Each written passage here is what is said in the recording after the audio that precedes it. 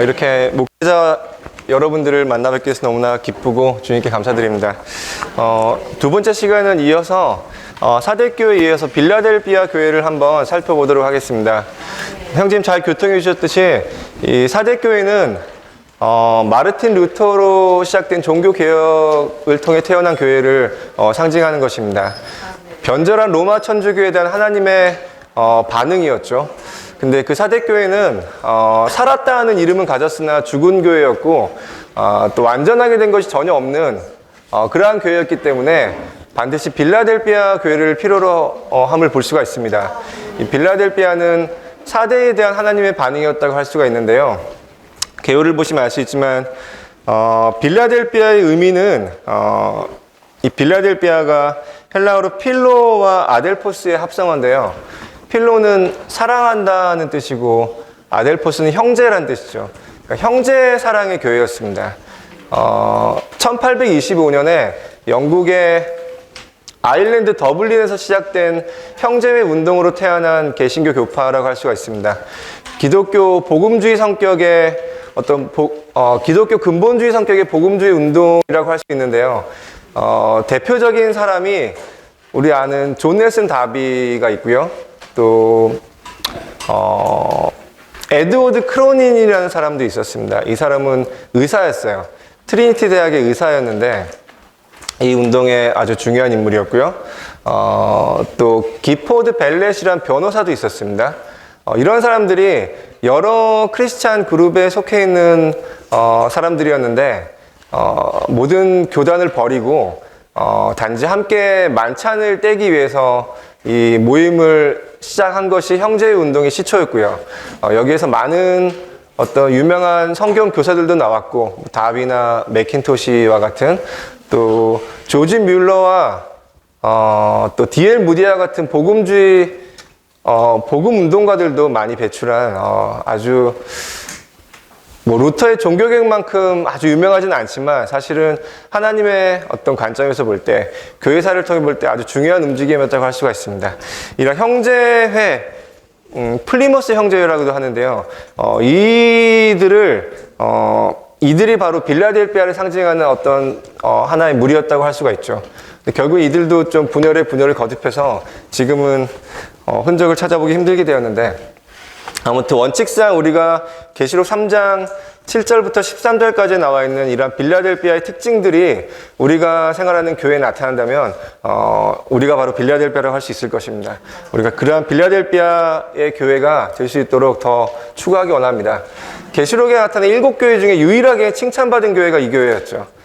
오늘날 이러한 형제 사랑의 교회 생활을 할 수 있기 원합니다. 개요를 보면요. 제가 A번은 교통을 드렸고요. B번을 함께 좀 선포하시겠습니다. 거룩하고 참되시고 다윗의 열쇠를 가지신 분. 이게 이제 빌라델비아 교회에 말씀하시는 분의 특징을 묘사한 성경 구절입니다. 여기 거룩하다는 뜻은 세상에서 분별되었다는 뜻이죠. 또 참되시다는 말은 하나님께 진실하다는 의미입니다. 또 다윗의 열쇠를 가지신 분이라고 했는데 이 다윗은 땅에 있는 하나님의 왕국을 세운 데 있어서 하나님을 대표한 사람이었습니다. 물론 구약에 성전을 지은 사람은 솔로몬이었지만 그 솔로몬의 배후에 다윗이 있었죠. 사실은 그 모든 성전의 건축 재료들을 다윗이 다 모았습니다. 그렇기 때문에 이 성전의 열쇠를 솔로몬의 열쇠를 하지 않고 다윗의 열쇠라고 하는 것이 더 합당하다고 할 수 있을 것입니다. 근데 마태복음 12장에 보면은 제자들이 안식일날 밀 이삭을 따먹잖아요. 그때 이제 유대인들이 그 예수님과 제자들을 비난했는데 그때 주님이 하신 말씀이 다윗과 그의 일행이 배가 고팠을 때 성전에 있는 진설병을 먹는 것을 너희가 알지 못하느냐. 제사장이 안식일에 성전 안에서는 그 안식일을 범하는 것이 허용됐어요. 근데 주님이 그다음 하신 말씀이 성전보다 큰 이가 여기에 있다고 했습니다. 그 말은 그분이 다윗보다 더 큰 이라는 뜻이죠. 오늘날 사실은 이 다윗의 열쇠를 가지신 분은 주 예수님이라고 할 수가 있습니다.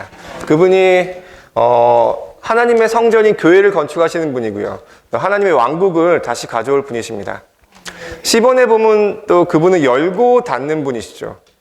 1번을 보면요. 우주적인 열쇠, 곧 하나님의 경륜의 열쇠가 그분의 손안에 있기 때문에, 즉 다윗의 열쇠가 그분의 손안에 있기 때문에 그분은 여시고 또 닫으신다. 이사야서 22장과 요한계시록 3장의 문맥에 의하면 여러분은 그리스도께서 다윗의 열쇠를 가지고 계신 것이 하나님의 집, 곧 하나님의 건축을 위한 것임을 깨닫게 될 것이다. 이게 열면 닫을 자가 없고 닫으면 열 자가 없는 이 다윗의 열쇠가 사실 어디에 나오냐면은 요한계시록 3장 이전에 구약의 이사야 22장에 나오는 표현입니다. 거기 하나님의 집에 굳고 그 왕궁을 맡은 청지기가 있었죠.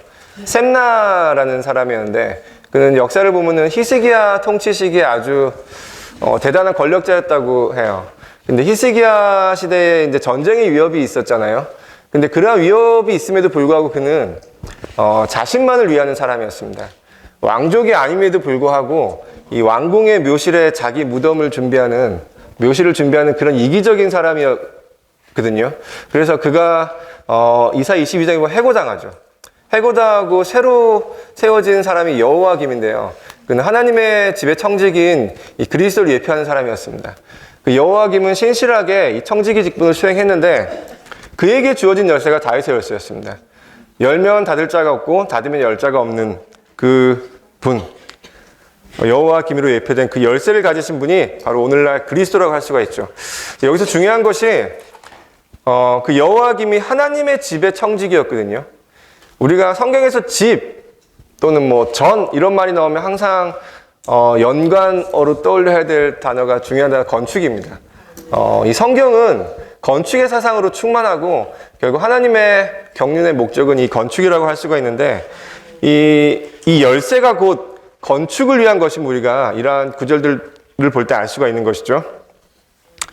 자, 2번 읽겠습니다. 빌라델피아 교회에게 말씀하시는 분은 우리를 거룩하게 하거나 영적으로 만들기 위해서가 아니라 우리가 변화되어 건축될 수 있도록 우리를 다루시기 위해 다윗의 열쇠를 가지고 계신다.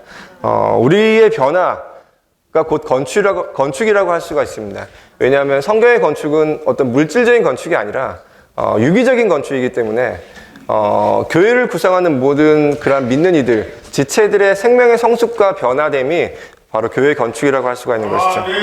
이 다윗의 열쇠는 바로 이러한 우리의 변화, 하나님의 집의 건축을 위해 사용되어져야 할 것입니다. 3번을 보면요. 하나님의 건축을 위하지 않는 어떤 영성도 참된 것이 아니다. 우리의 영성은 교회 생활에 의해 시험받아야 한다. 우리의 영성이 교회 생활에 들어맞지 않는다면 그것은 비정상적인 영성이다. 그것은 몸에게 생명을 공급하지 않는다. 여기 건축을 위하지 않는 어떤 영성도 참된 것이 아니다. 우리의 영성은 교회 생활에 의해 시험받아야 한다. 여기에 좀 밑줄을 그어주시기 바랍니다. 이 건축이 굉장히 중요한 주제이고요. 이것이 사실은 하나의 테스트가 된다고 할 수가 있습니다. 우리 영성을 시험하는 것이죠. 주의 회복안에 좀 아시는지 모르겠지만 랑켄거스라는 사역자 한 분이 계신데요. 그 형제님이 언젠가 이런 교통하셨어요. 이 건축이 오늘날 교회 생활의 패러다임이다 이런 말씀하셨습니다. 혹시 패러다임이라는 용어를 들어보셨나요? 이게 토마스 쿤이라는 유명한 그 교수의 과학혁명의 구조라는 책에 나온 용어인데 간략하게 뜻을 말씀드리면 모든 동시대의 과학자들이 인식하는 공유하는 인식의 틀입니다. 인식의 틀. 그러니까 모든 사람들이 다 인정하고 동의하는 인식의 틀이에요. 예를 들어서 그 토마스 쿤이 무슨 맥락에서 이 용어를 사용했냐면은 갈릴레이 이전 시대의 사람들이 그 시대의 과학자들이 천체를 바라볼 때 인식하는 그 틀, 생각의 틀은 천동설이었습니다. 그러니까 지구가 중심이고 태양이 지구 주위를 돈다고 믿고 있었죠. 하늘을 바라볼 때 그 당시에 모든 사람들은 이런 인식의 틀을 갖고 하늘을 본 거예요. 근데 갈릴레이 이후로, 코페르니쿠스 이후로 그 틀이 바뀌었죠. 지동설로 바뀌었습니다. 그 태양이 중심이고 지구가 도는 것으로 바뀌었죠. 오늘날은 다 그런 인식을 갖고 하늘을 보지 않습니까? 모든 천문학자나 사람들이. 자, 이것을 토마스 쿤이 뭐라고 설명했냐면 패러다임의 변화라고 말했어요. 근데 라영제님이 건축이 오늘날 교회 생활의 패러다임이다 이런 말씀하실 때의 의미는 오늘날 우리가 교회 생활을 바라볼 때에 그 인식의 틀이 건축이라는 관점에서 봐야 한다는 겁니다. 이게 굉장히 중요한 문제예요. 우리가 많은 때 교회 생활을 하면서 추구하는 가치가 있잖아요. 어떤 거룩함 또는 뭐 의로움 뭐 신실함 이런 것들을 사실은 많이 추구해요. 우리가 영적인 사람이 되고자 하고요. 자, 근데 그러한 영성은 건축에 의해서 시험받습니다. 사실은 건축이라는 관점으로 교회 생활을 보는 것이 가장 합당한 관점이에요. 이것이 오늘날 교회 생활의 패러다임입니다. 왜냐하면 아무리 영적이어도 건축되지 못하면 쓸모가 없다는 것이죠. 단지 박물관에 전시되기에만 합당하지 하나님의 집에 하나의 어떤 건축 재료로는 그는 사용될 수 없을 것입니다. 그러므로 우리가 아무리 영적이지만 거룩하지만 지체들과 하나 될 수 없고 교회 한 어떤 구성원으로 건축될 수 없다면 오늘날 교회 생활에 적합하지 않은 믿는이라고 우리는 반성해야 할 것입니다. 이것이 우리의 삶과 봉사를 지배하는 이상이 될 수 있게 원합니다. 2번 로마서 2번을 보겠습니다. 빌라델피아 교회의 상태. A번 적은 능력을 가짐. 계시록 3장 8절에 보면은 이런 말씀을 하셨는데요. 왜냐하면 네가 적은 능력을 가지고도 나의 말을 지켰고 나의 이름을 부인하지 않았기 때문이다 라고 하셨습니다. 여기 빌라델피아의 상태를 특징 짓는 세 가지 말씀이 있는데요. 첫째가 A번의 적은 능력을 가짐이고요. 두 번째가 주님의 말씀을 지켰고요. 세 번째가 주님의 이름을 부인하지 않았습니다. 이것이 빌라델피아의 특징입니다. 먼저 적은 능력을 가짐을 보면요. 주님을 기쁘시게 하는 것은 우리가 주님을 위하여 얼마나 많은 일을 했는가에 있지 않고 그분을 위하여 우리가 가진 것으로 최선을 다했는가에 있다. 주님은 영적 거인들을 기뻐하지 않으신다. 비록 은혜가 그 용량에 있어서는 제한되어 있더라도 우리가 주님의 말씀을 지키기 위해 할 수 있는 대로 그것을 사용하는 한 그분은 기뻐하실 것이다. 주님은 우리가 많은 일을 했는가를 주의하지 않으시고 우리가 최선을 다했는가를 주의하십니다. 우리가 다 적은 능력을 가진 사람들이잖아요. 그렇지만 우리의 분량껏 최선을 다한다면 그날에 우리가 칭찬받을 것입니다. 빌라델피아가 바로 이러한 교회였죠. 제가 대학교 2학년 때 회복이 됐는데 그전에 제가 그 침례교회에 있었어요. 저희 아버님이 침례교회 집사님이셨고 한 번쯤 목사님이 출타하시면은 이렇게 대신 설교도 하시는 그런 좀 이렇게 나름 집사님들 중에 그래도 인정받는 분이셨는데 어느 날 저희 아버지가 지방교회를 가셨어요. 제가 가시면서 아버지 하신 말씀이 너는 그냥 여기 남아도 된다. 뭐 여기도 하나님을 섬기는 것이고 또 아버지가 지금 가려는 주의 회복이라는 것도 하나님을 믿는 것이다. 그래서 네가 선택을 해라 하시더라고요. 또 심지어는 뭐 사람들은 우리 이단이라고도 한다. 근데 이제 아빠가 보기에는 정말 여기는 성경적인 실행을 하는 교회고 주님을 사랑하는 믿는이들이 함께 모여 있는 곳인 것 같다. 그러고 가셨어요. 제가 한 6개월 정도 저는 이제 아버지가 떠난 그 예배당에 혼자 출석하면서 설교를 들었는데 이제 한면으로 아버지가 궁금하기도 하고 또 걱정도 되는 거예요. 그래서 아버지 서재에 있는 책을 막 살펴보면서 여기 정말 이단인가? 좀 이렇게 이단 판별을 하려고 제가 열심히 책을 읽었는데 읽다가 발견한 것은 여기가 좀 더 정확한 것 같았어요. 그리고 목사님 설교, 저희 전에 목사님 설교를 참 잘하시는 분이었는데 목사님보다 설교를 더 잘하신 것 같았어요. 위트니스 리는 더 많이 하는 것 같고 더 정확하게 하는 것 같고 그래서 제가 한 6개월 정도 이제 연구를 하다가 저도 이제 이 지방교회로 왔죠. 마산교회로 왔고 그때 김현성 이제님 같이 잠깐 교회 생활 같이 했었습니다. 근데 이제 제가 그때 와서 좀 처음에 실망을 했어요. 왜냐면은 전에 있던 교회 예배당이 훨씬 더 큰 것 같고 거기에 출석한 성도들이 훨씬 더 좀 있어 보이더라고요. 여기 지방교회 처음 왔을 때 교회 건물도 무슨 상가 건물에 이제 있고요. 또 저희가 이렇게 뭐 이렇게 치장하거나 그러지 않잖아요. 근데 이제 제 기독교에 있을 때는 하나님 만나러 가기 때문에 주일날 오히려 더 꾸미고 오는데 여기 와보니까 그냥 맨 얼굴로 오시는 분들도 많고 참 여기 보니까 볼품이 없고 적은 능력을 가진 것처럼 보였어요. 근데 지금 그때 제가 97년도였는데 지금 한 5년 정도 생활하면서 느끼는 것은 적은 능력 가진 거는 여전히 맞는 것 같아요. 그래도 이곳에 있는 분들이 참 최선을 다해서 자신의 분량껏 주님을 섬기고 추구한다는 것은 제가 자신 있게 말씀드릴 수 있습니다. 우리가 정말 오늘날 이러한 교회 생활을 추구하기 원합니다. B번에 보면 주님의 말씀을 지켰다고 했는데요. 우리는 전통적인 방식으로가 아닌 순수한 말씀의 길 안에서 하나님의 말씀을 지킨다. 빌라델피아 교회는 전통에 주의하지 않는다. 그 교회는 하나님의 말씀을 주의한다. 이 교회는 하나님의 말씀을 주의하는 교회입니다.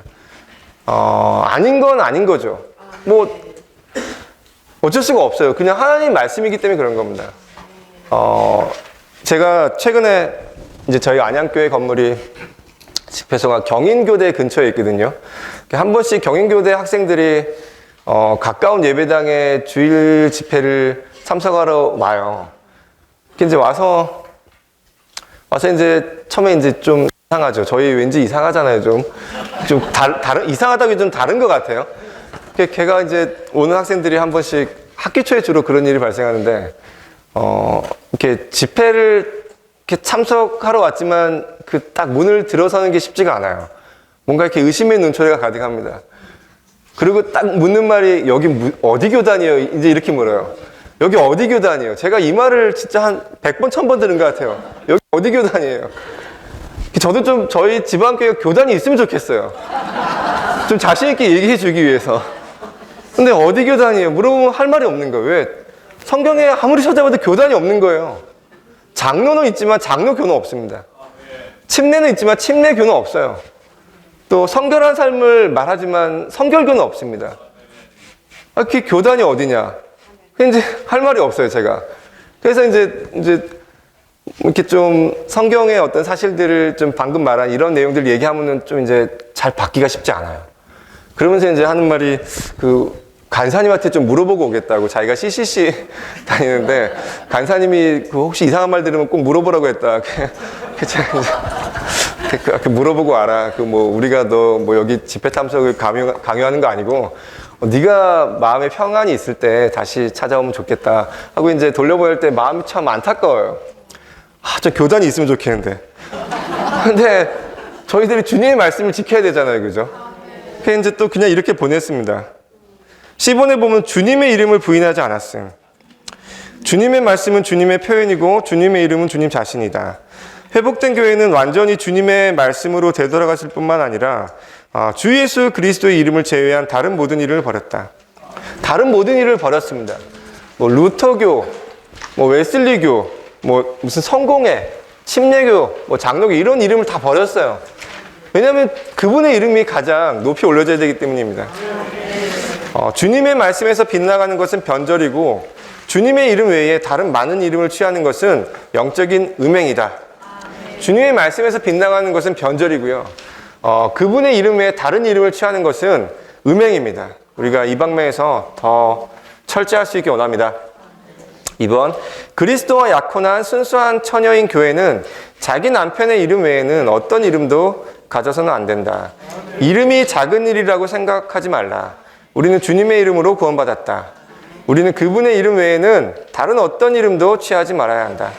이게 영어권 국가에서는 훨씬 이것이 실제적인데요. 왜냐하면 결혼할 때 여성들이 성을 바꾸잖아요. 그죠? 그러니까 훨씬 이 말씀이 더 와닿는 것 같아요. 저희보다.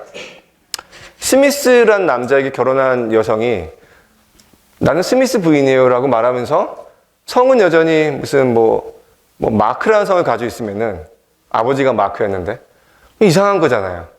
미국에서는 굉장히 이상한 일입니다. 저와 결혼한 자매 저희 와이프가 제가 신씨인데 여전히 미세스 신으로 불리지 않고 미세스 최라는 성을 가지고 있으면 이상한 거예요. 신씨 집안에 시집 왔는데 신혼의 아내가 되었는데 성은 여전히 미세스 최인 거예요. 이상한 거예요. 저희가 그리스도 위에 다른 이름을 취하면 바로 이러한 상황과 똑같다는 것입니다. 이상한 이름, 저희가 그리스도의 아는데, 신부인데 성이 다른 거예요. 우리가 주님의 이름 외에는 그 어떤 이름도 취하지 않기 원합니다. 이번에 열린 문을 가짐, 19세기 초에 합당한 교회 생활이 회복되기 시작한 이래로 지금까지 이 문은 주님의 회복을 향해 항상 활짝 열려 있었다. 그렇습니다. 이 회복을 향해 이 문이 활짝 열렸습니다. 지금도 사실 저희가 배포하는 많은 문서들이 온 땅으로 이렇게 퍼져나가 있고요. 저희가 직접 나가지 않아도 단지 이 문서만을 보고도 그 지방에서 떡을 떼는 교회들이 많이 산출되고 있어요. 이 주의 회복의 어떤 말씀들이 정말 온 땅을 향해 열려 있고 확산되고 있음에 주님께 감사드립니다. 이것은 사실은 빌라델비아를 향한 주님의 약속이 오늘날 성취되는 것이라고 할 수가 있을 것입니다. 3번을 보겠습니다. 이기는 이에게 주는 주님의 약속. A번 보면요. 그를 지키어 시련의 때를 면하게 함. 주님의 인내의 말씀은 곧 주님의 고난의 말씀이다. 오늘날 주님은 여전히 인내하시며 거절과 박해를 견디고 계신다. 그러므로 오늘날 주님께서 우리에게 하시는 말씀은 인내의 말씀이다. 그분의 인내의 말씀을 지키려면 우리는 반드시 그분께서 당하신 거절과 박해를 견뎌야 한다. 여기에서 시련은 분명히 장차 온 땅에 닥쳐올 대환란을 가리킨다. 주님의 인내의 말씀을 지키는 성도들은 큰 시련 전에 휴거될 것이다. 이것은 또한 주님의 인내의 말씀을 지키지 않는 사람들은 시련 가운데 남아있게 되리라는 것을 암시한다. 여기 빌라델비아에게 주는 주님의 약속 중에 하나가 시련의 때를 면하게 함인데요. 제가 3장 10절을 한번 다시 읽겠습니다. 네가 나의 인내의 말을 지켰기 때문에 나도 너를 지켜주어 땅에 거하는 사람들을 시험하기 위해 온 땅에 닥쳐올 시련의 때를 면하게 해주겠다. 여기서 중요한 것이 때입니다. 때. 시련을 면하게 해주겠다고 하신 게 아니라 시련의 때를 면하게 해주겠다고 했어요. 그 말은 시련의 때를 통과하는 사람도 있다는 얘기죠. 그죠? 여기서 말하는 시련은 우리 알다시피 이제 후 3년 반의 대환란을 가리키는 것인데요. 빌라델비아에게 주신 하나님의 약속 중에 가장 커다라고 중요한 것이 이 시련의 때를 면한다는 것입니다. 제가 좀 시간을 들여서 이게 이제 결국 휴거와 관련된 것인데 좀 휴거와 관련된 말씀을 좀 더 교통드리기 원합니다. 제가 좀 부탁드린 사진을 띄워주실래요? 이 사진도 보시고 또 그림으로 좀 더 설명을 드리도록 하겠습니다. 모든 그리스도인들이 다 영원한 멸망으로부터 구원받았죠. 그죠? 이거는 뭐 변함없는 사실입니다. 근데 성경을 읽다 보면은 우리가 영원한 멸망에서 구원받았지만 또 어떤 때 보면 또 멸망을 당한 것 같기도 해요. 징계받는다는 구절도 많잖아요. 그런 거 보면 이제 어느 게 맞는 거예요 도대체? 그러면 이제 우리가 헷갈리면서 이게 둘 중에 하나 선택할 때가 많아요. 징계는 없는 거야. 한 번 구원은 영원한 거야. 주로 장로교에서 그런 말 하죠. 근데 또 아니야 징계받는다는 구절 분명히 있잖아. 성경 말씀 삭제할 수도 없고. 그러니까 우리가 영원한 구원 받은 건 아닌 것 같아. 구원을 잃어버릴 수도 있는 것 같아. 이게 이제 주로 감리교에서 말하는 뭐 엘리베이터 구원 같은 거예요. 우리 상태가 좋은 구원 받은 거고 그렇지 않으면 또 지옥 가는 거고. 자, 근데 성경 말씀 다 맞는 말입니다. 영원한 구원을 받은 것도 사실이에요. 영원한 멸망에서 구원받은 것도 사실이고 하지만 징계를 받는 것도 사실입니다. 우리가 구원받았지만 그 이후에 신실하게 살지 않으면은 시대적인 징계를 받을 수가 있어요. 1000년 동안 징계받을 수 있습니다. 이것이 다 사실이에요. 자, 근데 어떤 사람들은 대환란 이전에 휴거되면서 그 1000년 동안의 징계를 받지 않는 믿는 이들이 있어요. 어떤 믿는 이들이냐면요. 주로 4가지가 아니라 3가지 부류인데 계시록 12장에 나오는 사내 아이들입니다. 그 계시록 12장에 보면 사내 아이가 휴거됐을 때 용이 땅으로 내던져지죠. 그리고 이 땅에 대환란이 시작돼요. 그 순서를 보면은 사내 아이의 휴거가 대환란 이전에 발생한다는 걸 알 수가 있죠. 그 사내 아이는 근데 그 12장 또 다음 구절을 보면은 어린 양의 피와 그들의 증거하는 말로 대적을 이기었고 그 다음에 죽기까지 그들의 혼 생명을 사랑하지 않았다고 말하거든요. 그러니까 사내아이는 죽었어요. 죽음 믿는 이들입니다. 달리 말하면 순교자라고 할 수가 있겠죠. 이들이 먼저 대환란 전에 휴거됩니다. 그 다음에 살아있는 믿는 이 중에 첫열매라고 분류되는 믿는 이들은 또 환란 전에 휴거돼요. 그거는 계시록 14장에 나오는데 14장에 보면은 그 순서 자체가 차례대로 발생한 일을 보여주고 있거든요. 14장에 보면은 처음에 첫열매가 나오고 그 다음에 영원한 복음이 나옵니다. 대환란 동안에. 그리고 바벨론이 무너지고요. 그 다음에 적그리스도에 대한 경배가 나오고 대환란 동안에 순교한 사람들에 대한 축복이 나오고 그 다음에 또 14절부터 16절까지는 대환란 끝 무렵에 그 믿는 이들을 수확하는 장면이 나와요. 그 마지막엔 대환란 끝에 포도들을 모으는 악한 일을 행한 사람들을 모으는 장면이 나오고요. 이것이 이제 그 순서 자체가 마지막 때 이러한 일을 차례대로 보여준 거예요. 그걸 보면은 첫 열매가 여전히 대환란 이전에 휴거됐구나. 그래서 어린 양과 함께 시온산에 섰구나라는 걸 알 수가 있죠. 이 첫 열매가 바로 살아있는 믿는 이 중에 이기는 자들을 말하는 것입니다. 이들이 이제 휴거된 두 번째 종류의 사람들이에요. 세 번째 종류의 사람들이 예를 들어서 빌라델비아 믿는 이들, 시련의 때를 면하게 해준다고 약속했죠. 그 다음 또 누가복음 21장에 나오는 그 믿는 이들, 깨어있는 믿는 이.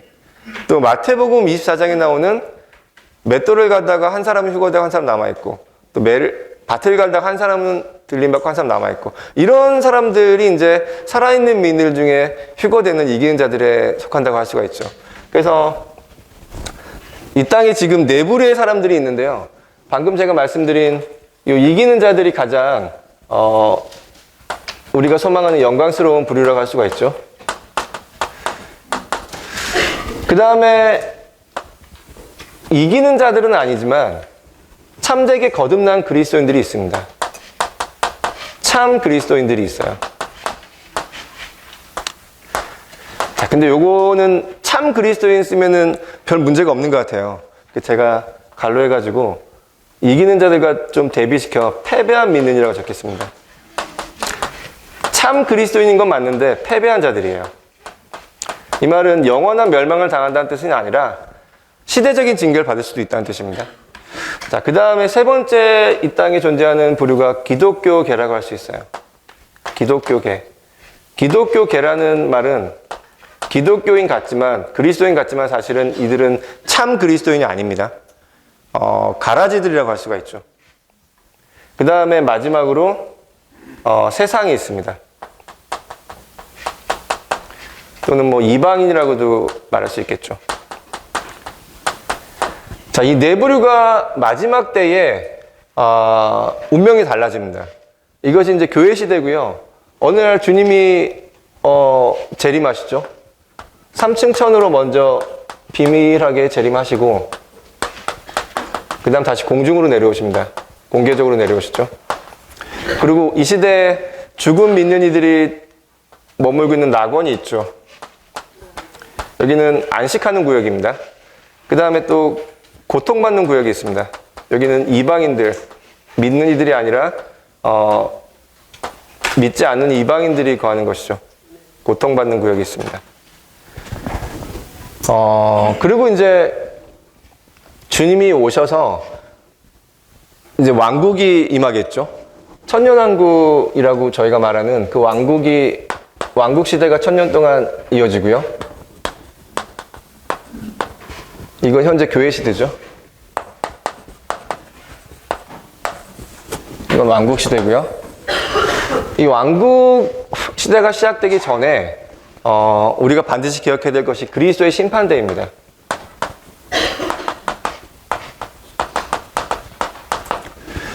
그래서 이 심판대를 통과해서 이 천년왕국의 그리스도와 함께 왕으로서 다스리는 믿는 이들이 있고요.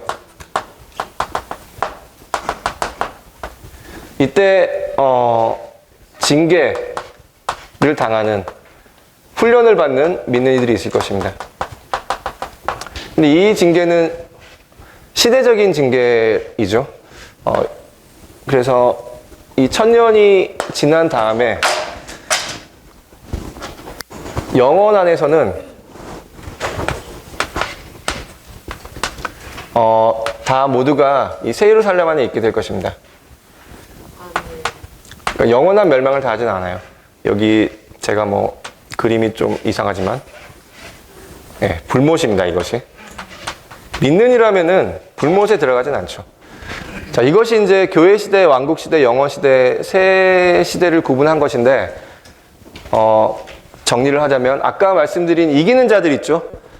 사내 아이와 또 첫 열매와 빌라델비아 성도 또 깨어있는 믿는 이들은 이기는 자들인데 이들은 대환란을 통과하지 않고요. 근데 제가 지금 그림을 보지 않고 하려니까 여기 좀 헷갈린데 정확하게 여기 좀 혹시 그림과 달라도 이해를 하시기 바랍니다. 여기 이기는 자들은 환란을 여기다 그냥 한번 적어 볼게요. 제가 환란이 이제 후 3년 반, 전 3년 반이 나눠지는데 요게 이제 전 3년 반이고요.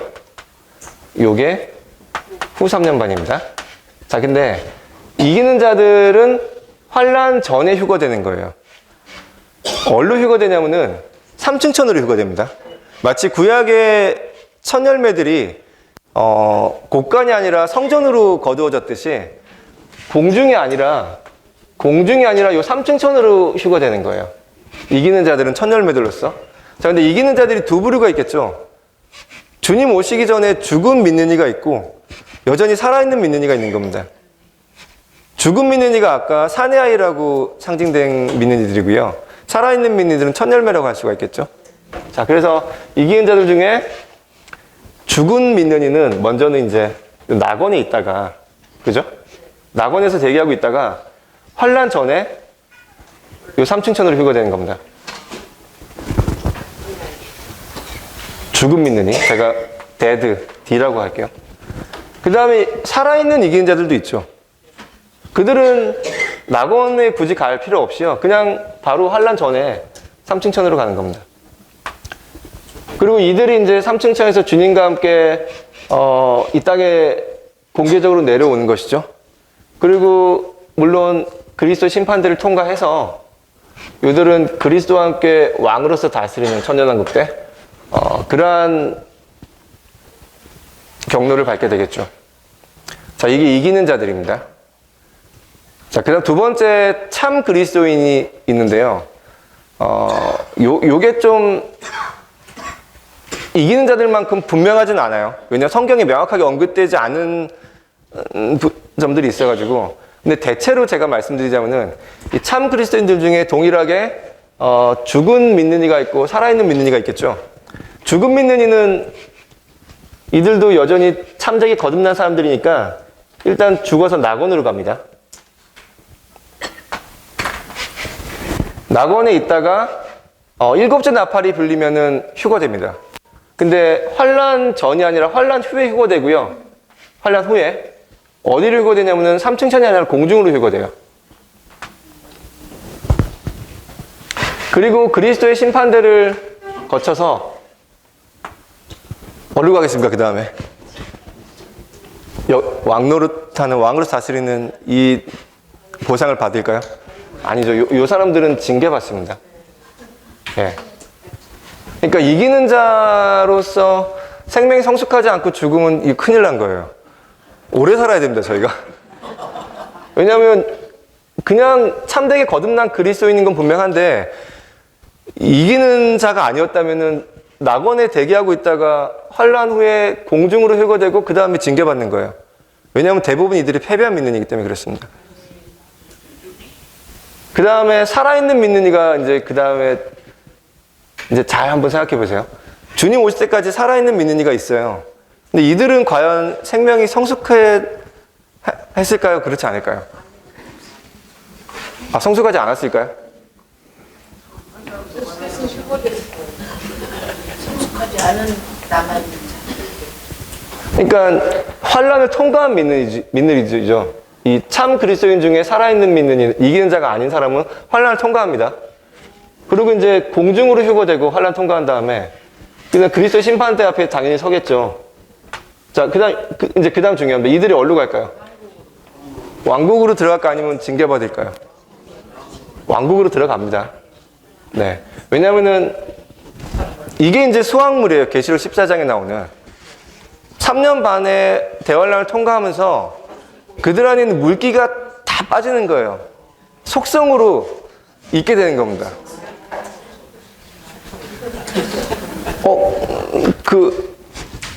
그렇게 빨리 읽어? 예, 그렇게 빨리 읽을 만큼 대환란이 정말 이제 무서운 이제 심판인 거죠. 이 땅에 지금까지 역사상 존재하지 않았던 환란입니다.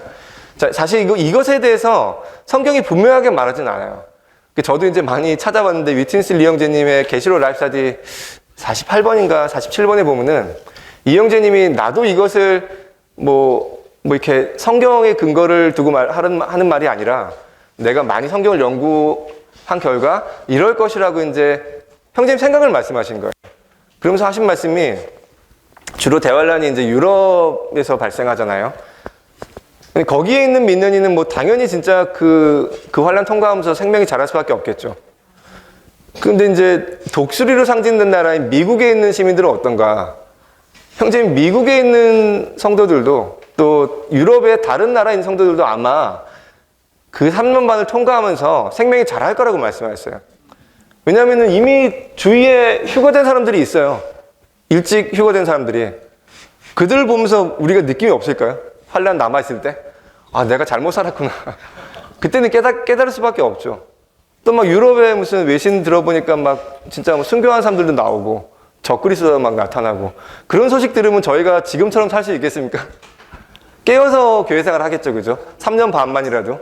그러면서 이 사람들이 생명이 자랄 확률이 굉장히 높아요. 근데 또 그렇다고 다 휴거된다고는 다 왕국에 들어갈 것 같지 않아요, 제가 봐도. 왜냐면 환란 때도 여전히 뭐 생명이 자라지 않은 사람들도 있을 것이고요. 또 순교한 게 아니라 그냥 뭐 어디 뭐 무슨 갑자기 지진이 나서 뭐 깔려 죽든가 이런 사람들도 있겠죠. 꼭 그거는 순교라고 볼 수 없어요. 그런 사람들은 뭐 어디 또 징계 받을 수도 있고요. 이거는 뭐 주님만이 아실 겁니다. 그리스도의 심판대를 통과하면서 그의 운명이 정해지겠죠. 아무튼 이제 중요한 것은 야, 내가 지금 이때 남아가지고 어떻게 살지 이런 걱정하지 마시고 우리가 환란 전에 휴거될 수 있도록 또 오늘날 이 개요 보듯이 빌라델피아의 교회 생활을 함으로써 이런 환란 통과하지 않고 실현의 때를 면할 수 있게 원합니다. 참고로 기독교계에 있는 사람들은 어떻게 되죠? 요 고통받는 구역이 있죠. 죽은 사람들은. 그리고 나중에 왕국 이후에 백보자 심판이 있는데요. 크고 흰 보좌의 심판이 있는데 요 심판을 통과하면서 바로 뭐 불못으로 가는 거죠. 백보자 심판 통과하면서 혹시나 구제받는 사람이 있지 않을까라고 생각하실 필요 없어요. 다 그 사람들은 불못입니다. 오히려 심판받으면서 자신의 죄가 명확하게 이제 주님이 심판하시는 거예요. 확증해 주시고. 자, 근데 세상의 이방인들도 동일하죠. 음부의 고통받는 구역에 있다가 심판받고 불못으로 가는 사람들입니다. 그 다음에 적그리스도와 거짓 선지자는 유일하게 가장 먼저 불못에 들어가는 입장하는 특권을 가진 특권인지 모르겠지만 사탄보다 먼저 들어갑니다. 그들은 심판받지 않고 그냥 바로 불못에 던져지는 것을 계시록 갑자기 생각이 안 나네요. 계시록 어딘가에 있는데 네. 그래서 대략 한번 정리를 했는데요. 이게 나중에 저희가 라이프 스터디 또 진행하면서 추가로 아마 더 상세하게 교통할 기회가 있을 것입니다. 아무튼 실현의 때를 면하게 해준다는 이 약속, 빌라델피아에게 주신 크신 약속이죠. 우리가 이 약속을 소망하면서 신실하게 교회 생활하기 원합니다. B번을 보겠습니다. 그를 하나님의 성전에 있는 기둥이 되게 함. 빌라델피아 교회에서 이기는 것은 어떤 것을 얻거나 다른 것들을 이기는 것이 아니라 우리가 주님의 회복 안에서 받은 것을 끝까지 지키는 것이다. 빌라델피아에 이기는 이들은 하나님의 성전의 기둥들이 될 것이다. 일단 돌이 건물 안에 기둥으로 세워지면 그것은 절대로 제거될 수 없다. 왜냐하면 그 돌이 건축되었기 때문이다. 여러분이 여전히 교회 밖으로 나갈 수 있다면 그것은 결코 여러분이 건축된 적이 없음을 의미한다. 하나님의 성전에 있는 기둥이 되게 한다고 했습니다. 이제 새 예루살렘이 기둥이 되는 것인데 이런 말씀 들으시면 뭘 연상하시나요? 저희가 기둥같이 서 있는 것인가요? 새 예루살렘에 그 가로 세로 높이가 동일한 입방체인 그 새 예루살렘 정금성에 기둥으로 서 있는 건가요? 이기는 이들이? 이것도 나중에 새 예루살렘 다룰 때 보시겠지만 새 예루살렘이 물질적인 성이 아닙니다. 또 하늘에 무슨 둥둥 떠 있는 것도 아니에요. 땅에 있어요. 땅에. 성이 하늘에서 내려온다고 말하잖아요. 계시록 21장에. 그럼 어떤 모습일까요? 과연? 한번 상상해 보셨나요? 일단 옛 하늘과 옛 땅은 사라졌겠죠. 새 하늘과 새 땅이 되어 있을 겁니다. 그럼 새 예루살렘이 어떻게 존재하죠, 거기에? 사실은요, 옛 하늘과 옛 땅 아래 지금 교회가 있듯이 각 지방마다 새 하늘과 새 땅에도 새 예루살렘이 있는 거예요. 단지 그 교회를 구성하는 저희는 아직 변화되지 않았죠. 성숙하지 않았고. 근데 새 예루살렘의 모든 믿는 이들은 변화되고 성숙한 이기는 자들이겠죠. 또 그들의 몸은 주 예수님이 입은 부활의 몸처럼 뭐 시공을 초월할 수 있는 그런 몸일 겁니다. 그렇지만 그들이 무슨 하늘에 떠 있는 게 아니라 그냥 새 하늘과 새 땅에 있는 거예요. 지금처럼. 그리고 오늘날 이방인들이 저희를 볼 때 뭐라고 하죠? 교회라고 하잖아요. 그죠? 그날에는 새 하늘과 새 땅의 열국 백성들이 변화된 저희들을 보고 뭐라고 할까요? 새 예루살렘이라고 하겠죠. 사실은 지금과 뭐 다르지 않아요. 어디 무슨 하늘에 성이 있는 게 아닙니다. 지금도 교회 안에 기둥 같은 성도들이 있어요. 자, 그들이 먼저 기둥이 된 사람들이겠죠. 새 예루살렘의 훗날 기둥이 될 사람들입니다. 빌라델비아가 바로 그러한 하나님의 성전에 있는 기둥이 될 사람들이고 주님께 그러한 약속을 받은 사람들입니다. 4번을 보겠습니다. 이기는 이 위에 기록하는 세 가지 이름들. 세 가지 이름이 하나님의 이름과 새 예루살렘의 이름, 또 주님의 새 이름이죠. 하나님의 이름이 그 위에 있다는 것은 그냥 그가 하나님이 됐다는 뜻입니다. 신격이 아닌 생명과 본성에서 하나님의 그 안으로 일에 넣어지신 것이고요. 그가 하나님으로 흠뻑 적셔졌다는 것을 의미하는 것입니다. 또 새 예루살렘의 이름이 있다는 것은 그가 새 예루살렘이 되었다는 뜻이에요. 새 예루살렘의 일부라는 뜻입니다. 이름이 가진 의미가 그런 거예요. 제 이름은 신훈인데 만약 제가 이명박 무슨 뭐 윤석열 이름으로 은혜에 갔어요. 그렇다면 제가 그 대통령의 권위를 가지고 가는 겁니다. 왜냐하면 제가 그 이름으로 갔기 때문이에요. 이 빌라델비아 지체들 교회에게 하나님의 이름과 새 예루살렘의 이름이 있다는 것은 그가 생명과 본성에서 하나님이 되었고 새 예루살렘이 되었다는 것을 의미하는 것입니다. 또 마지막으로 주님의 새 이름이 있는데 이 이름은 뭔지 몰라요. 이것은 그들의 체험에 달린 것입니다. 주님이 우리의 구주이시고 또 우리의 목자이시고 어린 양이시고 생수이시고 뭐 떡이시고 자, 그분이 그런 분이세요. 근데 우리가 주님을 체험하면서 우리가 성경에서 알려지지 않은 어떤 이름을 가질 수도 있는 겁니다. 제가 오늘 아침에 저희 아들 학교를 보내면서 지금 막 화가 날라 그랬어요. 아들을 깨워서 밥을 먹이고 옷을 입혀서 학교까지 보내는 것이 보통 일이 아닙니다. 매일 아침. 제가 오늘 여기 와야 되는데 차도 막히고 막 이제 늑장 부릴 때 막 화가 났어요. 이 화난 상태로 말씀을 전할 수 있을까? 근데 주님의 이름을 불렀습니다. 그랬더니 다시 평온을 찾았어요. 주님은 저의 신경 안정제이십니다. 자, 이것이 주님의 새 이름일 수도 있어요. 저는 그렇게 신경 안정제로 주님을 누리고 있거든요. 우리가 각자 주님이 얼마나 풍성하신 분입니까? 만유를 포함하신 분이고 우리가 누린 그 주님이 우리 이마 위에 새 이름으로 적힐 것입니다. 그날에 우리가 정말 풍성하게 주님을 누리는 믿는 이가 될 수 있기 원합니다.